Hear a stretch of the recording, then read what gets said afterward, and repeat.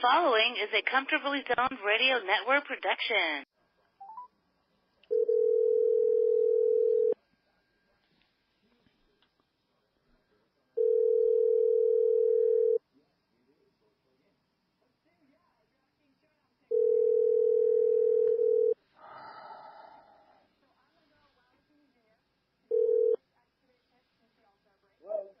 Hey, Skip.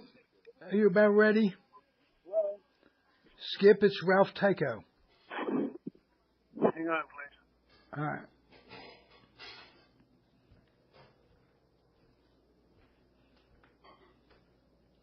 Hello? Hey, Skip, it's Ralph. Hey, Ralph. How are you? Technology is kicking my ass today. How about that?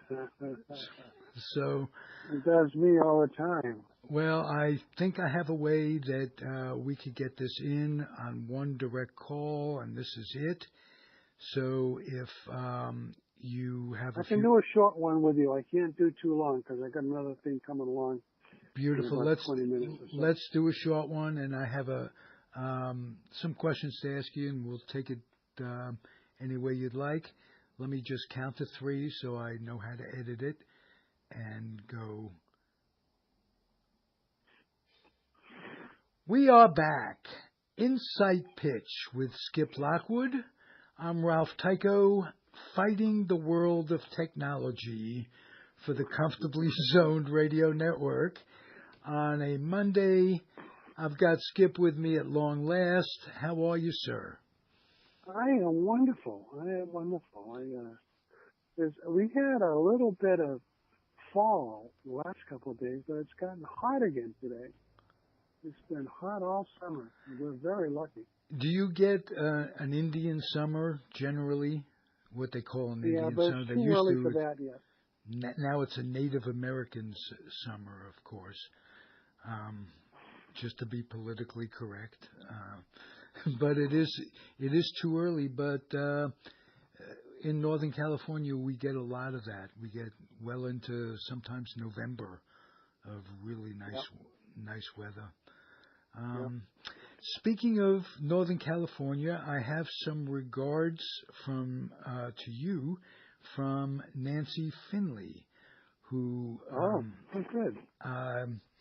Just to say she thinks about you, and they inducted Charlie Finley, her uncle, into the Oakland A's Hall of Fame in the couple of weeks ago.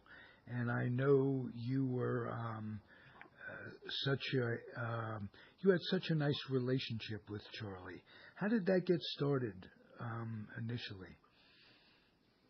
Well, Charlie, back in 1964, signed me. So he sent his general manager, Pat Friday. I think Pat was in the insurance business with Charlie. I don't know whether he had a long background in baseball or not. No, I think that's true. They were partners and in the insurance business, if not partners, associates. And he was a good guy from all accounts. Yeah, he was. Very formal. He came to Norwood, Massachusetts, to my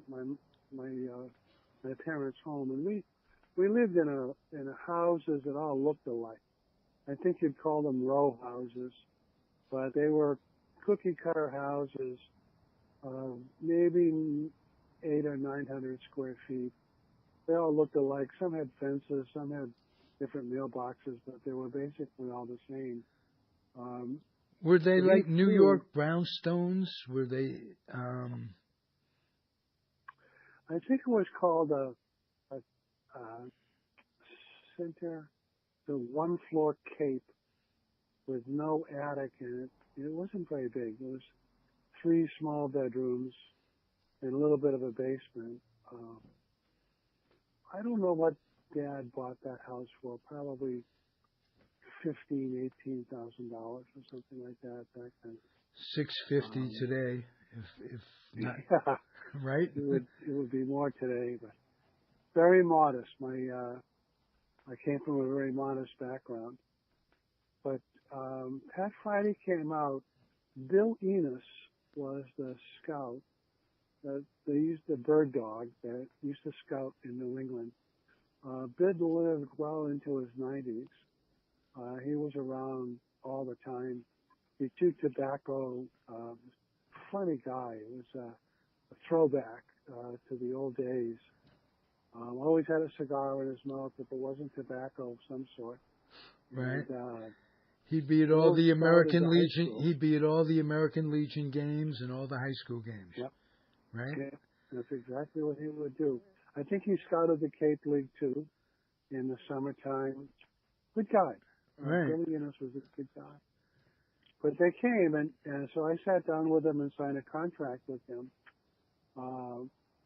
in '64, and off I went to play I went to the big leagues for 2 weeks. They showcased me in the big leagues, and then I went to Modesto. I went to Burlington, Iowa, in the Midwest League, A-ball, in the Midwest League. And then for some reason, they were trying to discourage owners from giving any kind of bonuses to kids. And so they had a rule, the bonus protection rule, where if you wanted to protect any of these kids from being drafted by another team, you had to keep them on your major league roster the following year. So I was on the team, before I really should have been on the team. A Catfish Hunter was on the team, and Renee Latchman was on the team. Don Bushhorn was on the team. So we had, I think, 7 or 8 17-year-old kids that were on the A's in 1965. And of course, this was owned by Charlie Finley in Kansas City before he moved out to Oakland. But throughout my career, 2 or 3 more times, Charlie came to my aid.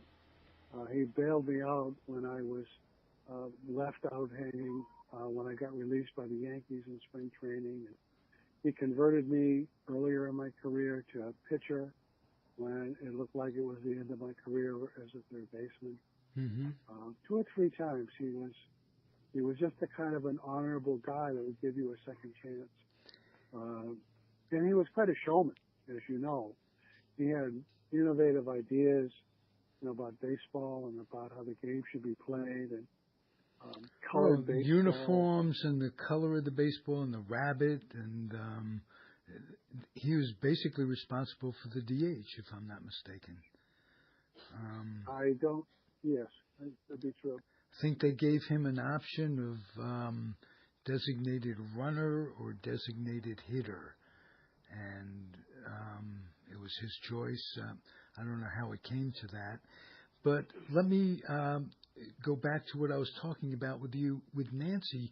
You mentioned Jim Hunter as a teammate, and she thought of you when she met the other day. She became reacquainted with Jim's wife at the ceremony to induct the 6 original A's that went in, Reggie and Catfish and what have you. And she said that you would remember her as well. So it's a big family, baseball, and the A's in particular in this case. I'm glad you're talking, putting some nice things out there about Charlie, because he does get some bad heat, and a lot of it is undeserved. So the nice things you say make a difference in giving people an all-around view of what a man is. And Charlie, I think he did right by you, is what you're saying. he certainly did, and it was more than once. The conversion to become a pitcher was something he didn't have to do. Clearly, I was not going to be a hitter. with the A's. Sal Bando had signed, much better player than I ever was, but great hitter, leader, good fielding, third baseman. I was in the minor leagues, not really going anywhere, was struggling, and I had struck out to end the game the night before. Charlie gave me a call in the morning, and I was sure. I answered that phone like it was a snake. I was sure that I was going to get released, and I heard his voice, and your heart sinks to your stomach, and I don't know what to say to my parents. I'm going to have to go home now, and he was very thoughtful and very deliberate and empathized with how tough it is. And we all know how hard you're trying, how difficult it is for you to see the ball and see the spin of the ball, and we appreciate your efforts and and all of that. The coaches and I all got together on the phone the other day, and they suggested that you might be able to be a pitcher. I should throw the ball well. Would you like to try to become a pitcher? Oh, that's all you need. That's all you needed was a chance. I mean, kept your uniform on. I had to learn everything. I had to learn to wind up, and I had pitched a little bit in high school, but not that much. I had to learn the small breaking ball. I could throw hard, but I had to learn the strike zone. It was you had to give up something to get something. And, having tried to become a hitter for all these many years, it was hard to give that up. And then here's something brand new, and you're hitching your wagon to this, and you don't know whether or not it's going to get you across the country. And I was, I guess I didn't have a choice, was the real answer to it. And as you just said, I got the uniform on, for another couple of years while I got a chance to learn how to pitch, and that was a godsend. Right. Now, who was your first pitching coach in the A's organization? Well, Bill Posdell was there for most of the time I was there. Bill helped me learn how to pitch. He was a good guy. Wes Stock was the pitching coach from Milwaukee. We just talked to him, Nancy and I, a couple of weeks ago, Wes Stock. He's still as articulate as ever, tremendous guy. Yeah, Wes was really instrumental in helping me. Because when I got to the Brewers, I really was a work in progress. I really needed a lot of help, and Wes was very patient and very good guy. Skip, great guy. I got to know him when I was the Topps representative in the 80s, and he was a minor league pitching coach with the A's, and very good guy, very reflective, and just a great communicator. I'm going to ask you, and this is for kids coming out of high school and maybe considering going into the pros, while the pros are considering having them. What is the number one thing you learned about pitching that in the professional level that never would have occurred to a high school coach to teach you, or that when you learned it, you really learned to be a pitcher? What was that? Is there one particular thing that you can think of? There's a couple that strike me. I think the pitcher is an athlete. When I played, a lot of the pitchers were not athletes. Today's pitcher is an athlete. They can run, they can throw. They're agile. They're in shape. Today's pitcher has to be much better as an athlete than I ever was, and condition their legs and their midsection, and they've got to be a better athlete. As far as pitching goes and throwing, I was always a guy that liked to play long catch.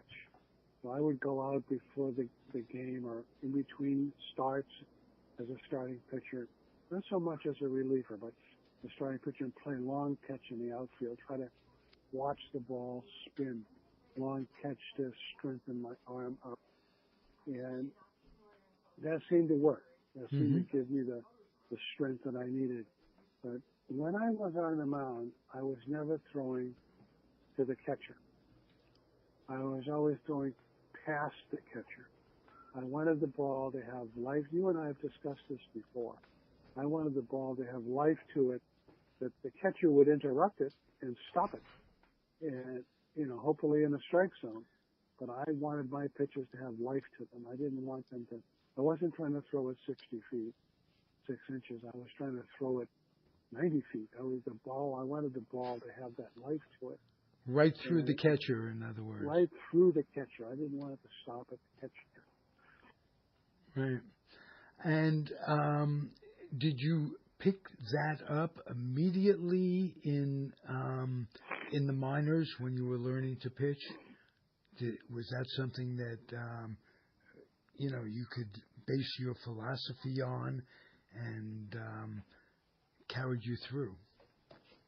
Well, I think the pitchers help each other, and a lot of times a pitcher will say something that'll stick in your mind. A guy in the minor leagues told me that I should play long catch. It would be good to play long catch. I really don't remember who said that, but I started to play catch with the other pitchers, before the game and in between starts, and it strengthens your arm. I wish I had gotten in better shape. I wish I had my legs had been, I had sprinter's legs. I was heavy in the legs, and I would pull muscles in my legs because I wasn't as elastic as I should have been. I wish I had gotten in better shape, as an athlete. Well, they didn't have the training, the idea towards training that they do today. No. We used to lift weights, and we, when the game is over, we'd go in, and it was either a 12 ounce or a 16 ounce that we would lift. Usually had some beer in it, so there was only lifting involved. I understand. I didn't want to step on the line in any way. But you have to remember, I never played baseball, and I've lifted an ounce or two over the years. So good for you. I'm trying. I'm doing what I can. And it isn't much, unfortunately. But hey, listen, I'm concerned about your time today. I got a family event I've got to run to, but I wanted to call you back. Okay. At least get a short conversation in today. Beautiful. Thanks, Skip. We'll do it next week, You're same welcome. time, same bat station. I hope so. Take Be care. well. Stay healthy. I will. Regards Okay, to Kathy, too. Bye. I sure will. Bye-bye. I am back with Nancy Finley on A's Past, Present, and Future. That's the Oakland A's. And Nancy is the niece of former owner Charles O. Finley, who was just inducted this past week into the A's Hall of Fame. Exciting. He's one of the originals. And Nancy was at the celebration. It's your uncle. Next step is your dad. Yes. Will get elected next. Thank you. See, Carl A. Finley. In the office, Dad was abbreviated as CAF, and Charlie was COF. Oh, Instead of writing their names out. Very good. Nobody ever called him Charles O. Finley, though. Huh? No. Sometimes it was cough by accident. May I ask you, was it O. Finley way back in the days? In the day, was the family name O. Finley? No, no, it was not. It was Farquharson back a long time ago in Scotland. The O is for Oscar. It's actually a middle name. Starts with an O. Oh, okay. I gotcha. And Dad's middle name is Augustus, the same as Jim Catfish Hunter's middle name. Wow. I talked about that with Helen Hunter. Yeah. You've got an encyclopedic memory for minutia. Yeah, oh, okay. Yes, I do. Nothing wrong with that. Nothing wrong with that. So tell me, what was the ceremony like? What was it like for you that evening? It was wonderful, and I needed all of the energy I could gather. Everyone did. It was nonstop fun. Well, that's how my daughter called it. She said we were nonstop. She was taking breaks every now and then because she just had her wisdom teeth out. And wow. yes, and first of all, it was at the East End. Do you know where that is? In the bowels of the stadium. Am I correct? Well, yes, but I have never had gone to any ceremony at the East End. So I found out it is actually Mount Davis, as they call it. Right. And I didn't even know what was done with that addition until that day. So they have it really nicely decorated for parties, and as you're coming off BART, it's right there. Beautiful. So it is. So then they have. So I was thinking to myself, this was all built in 1996, so it's a newer edition. So, absolutely. Yeah, that was good to see, and we were split up in groups to follow to the field, and we rode different elevators within the stadium, and it was fun because we had some players in our group, but you're just concentrating on following the leader, and we got to walk through the kitchen. Oh, really? Yeah, yes. Oh.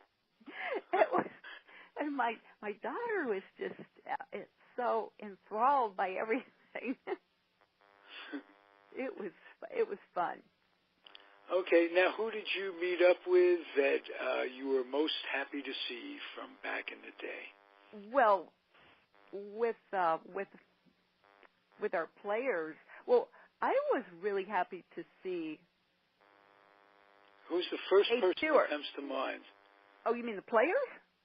No, anybody you met up with on that evening from back in the day that you were really happy to see. My cousins. I didn't see anyone else from back in the day except my cousins. Thank goodness they were able to make it because a lot of their info was disconnected that Dad had, and the last number I had was like 2014. So I sent a Facebook message to one of the adult daughters, and she got the word out. So I was real excited. Not all of them could be there, but I was just excited to see what I remembered, was there during the championships. What was family like when the cousins got together before all this happened, when you were really young? What was the family spirit like? What was Uncle Charlie like with the kids? Yeah. And was it fun? Because sometimes family get-togethers are less than fun. Well, I remember it as fun because, I don't remember ever being told not to do something. Other people may have criticized us being rambunctious, but our adults never said anything. I just remember running around with my younger cousins, and that was David, Luke, and Marty. Luke's passed, but David and Marty were attending. So we ran around, and then there were the older cousins who acted very mature, and I remember there was always food.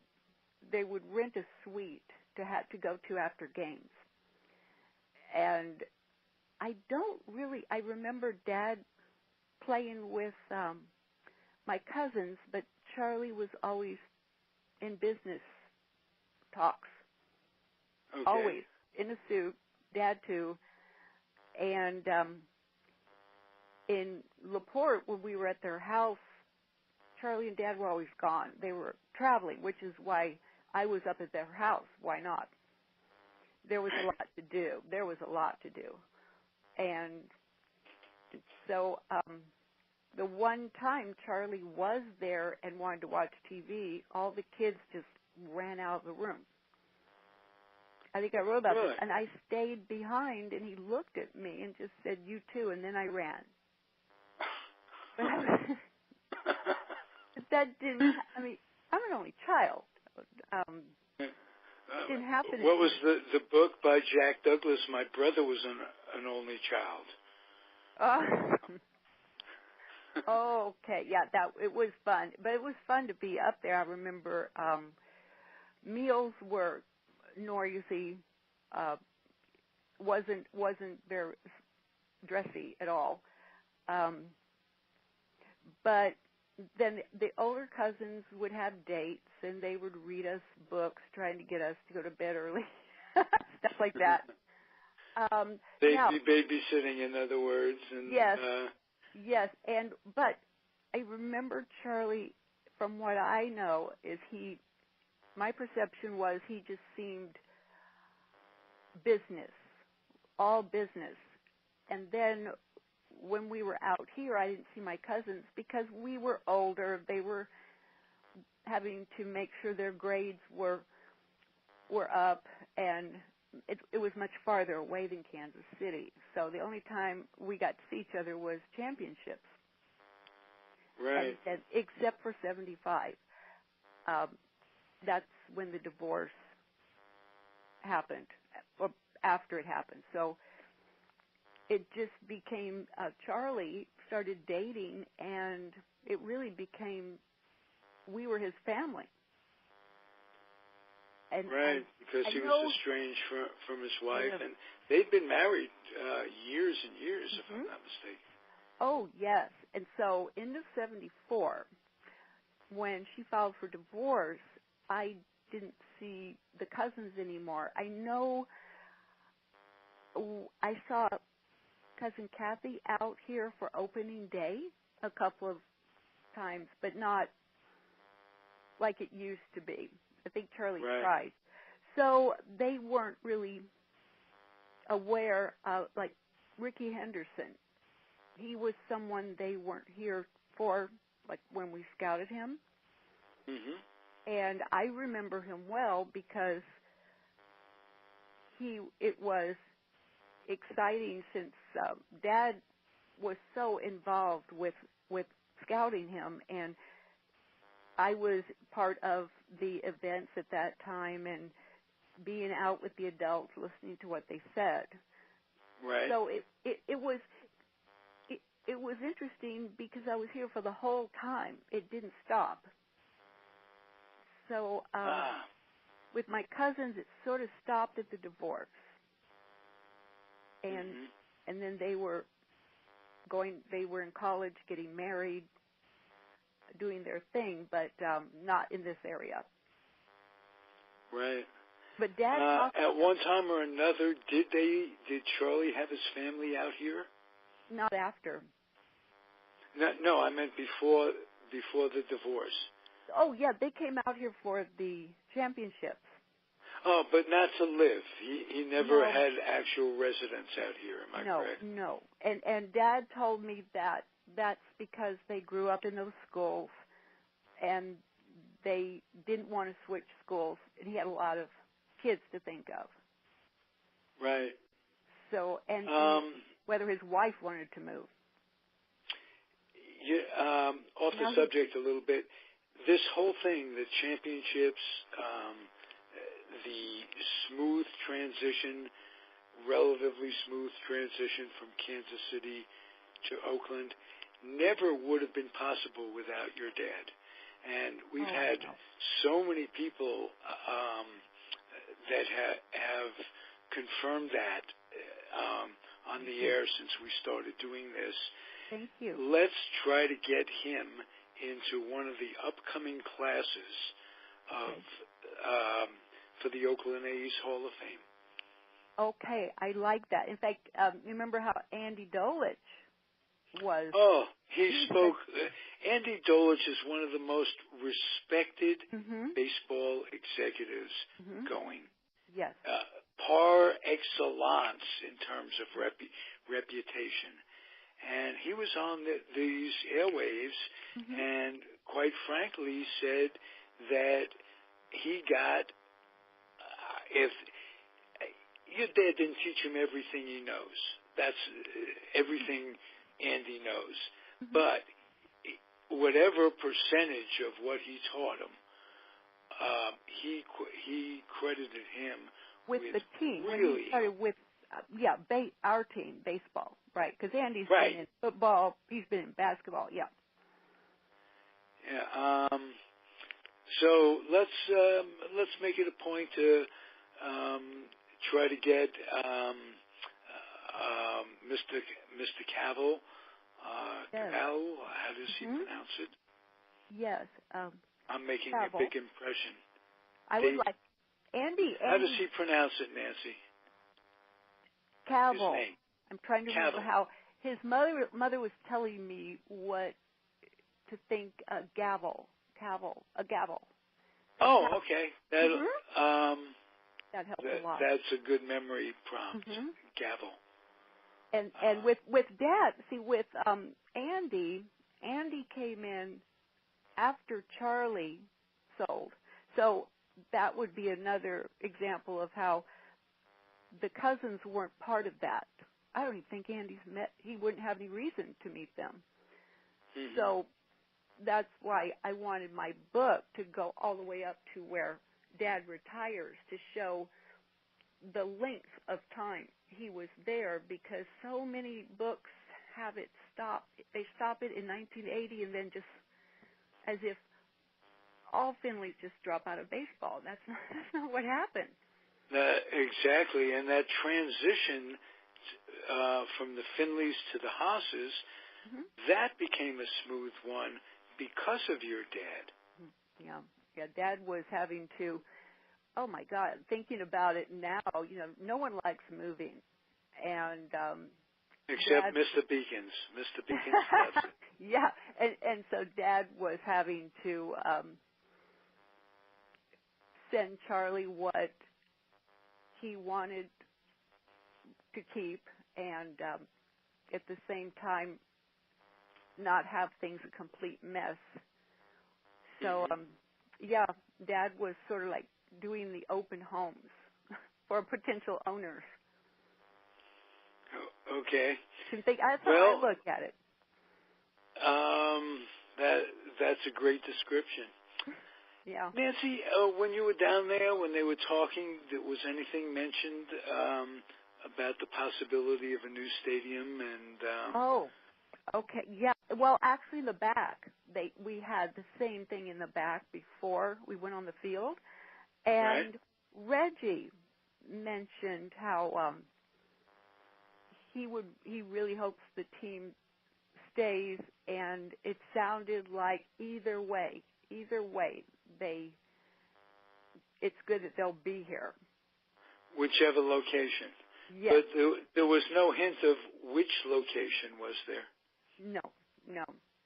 I know that Caval's been going up to Sacramento to speak with politicians, and then that made me think about how politicians should have a hand in helping to develop an area here somewhere for a theme for our championship time. And I know it could be, if it's a new location, it could be there. But still, I'm surprised they don't have their own somewhere here in Oakland or Alameda. I'm really surprised at that, from what I've heard other cities have done. Well, perhaps the future will bring that. Nancy, any thoughts about the current A's and what's going on? Have you guys been watching? Or I like what I see. I really like it. It's it was fascinating, just amazing to me. And I shouldn't be so amazed, but to see the big posters and Charlie being one of them, I never really thought I would see that. Nice. I know. Talk about your memories of some of the other inductees from way back when. There was, you mean through the hall? See, this was our first. Right. So, but you mean by the way, I sat next to Helen Hunter. I love talking to her. And, good. Yes, we were. Catfish's wife. Mm-hmm. Yes, and her son and daughter-in-law were there, and she was she's so used to this though, because I was telling her it's like Jim is in, just mention a Hall of Fame and he's there.